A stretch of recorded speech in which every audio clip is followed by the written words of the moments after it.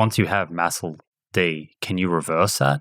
100%, because it's not a permanent state. So the liver tissue hasn't been damaged to the point that it cannot be reversed. There's just accumulation of fat. So MASLD is just accumulation of fat, period. Nothing is happening, right? Nothing is happening. But if you leave that unchecked, it progresses to something we call MASH. And MASH is where you have inflammation as a byproduct of this excess fat accumulation. And inflammation within the liver is bad because it produces all these inflammatory cascades that end up in time damaging the liver tissue, which leads to cirrhosis. So first step is MASLD, which is just accumulation of pure fat. Second step is MASH, where there's accumulation of fat and inflammation. And the third part is when this inflammation has been happening for such a long time that you start having cirrhosis. Is that fat also increasing insulin resistance and blood glucose?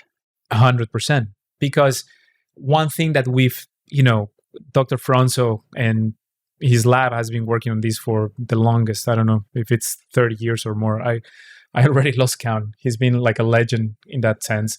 And we know for a fact that at least in the Western world, hepatic insulin resistance is the first step in this metabolic damage that we undergo so commonly in society. And this was reinforced. Dr. Franzo did the legwork in terms of genetics, prevalence, physiology, but it was really Dr. Taylor who proved it beyond any doubt when he did the direct study. And he showed how liver fat went from 32% to 2% on a very low-calorie diet. And with that, you can see a resumption of insulin sensitivity. So not only we have the physiological pathway to say this is the case, but we also have real clinical outcomes showing that hepatic insulin resistance is probably the main driver of type 2 diabetes in the Western world. Can you prescribe GLP-1s for MASLD,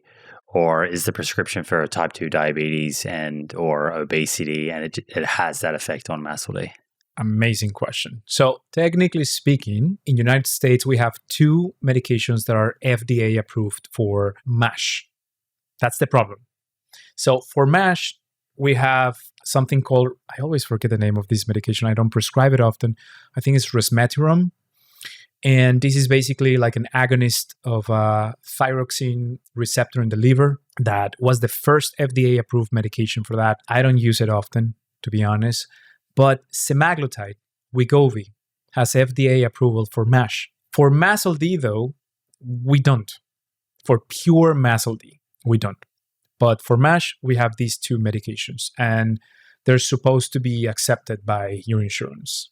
Presumably, though, back to what we were speaking about earlier, a lot of the patients with MASLD are obese or have type 2 diabetes. You nailed it super right. It's becoming very difficult to differentiate in terms of FDA approval.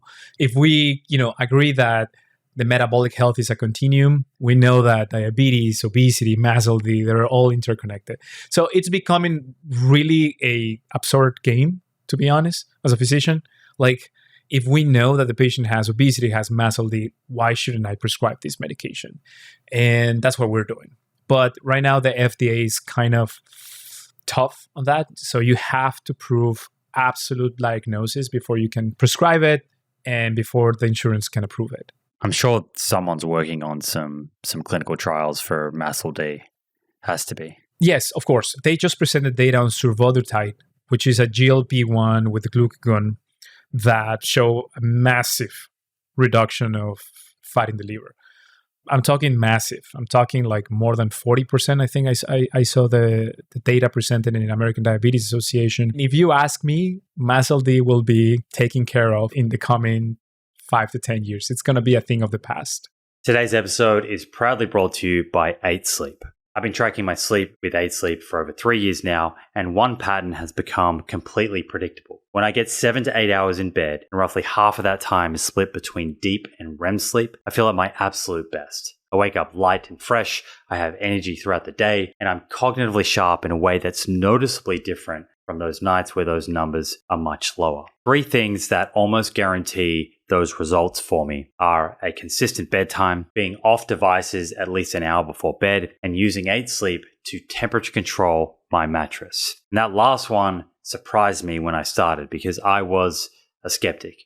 I knew sleep mattered, but I didn't fully appreciate how much temperature was the lever. Your body needs to cool down to enter deep sleep, and the pod actively manages that for you throughout the night. The Pod 5 by 8 Sleep is a smart cover for your existing mattress. It heats or cools each side independently from 55 to 110 degrees Fahrenheit. It adapts automatically to your body's signals through the night by what's called autopilot, and it tracks deep sleep, REM, heart rate, HRV, and a whole lot more, all without wearing a single thing. Clinical grade accuracy built right into your bed. Users see up to 34% more deep sleep per night. I will say for me, it's been one of the most reliable investments I've made in my health. The pod is not a medical device and should not be used as a substitute for professional medical advice.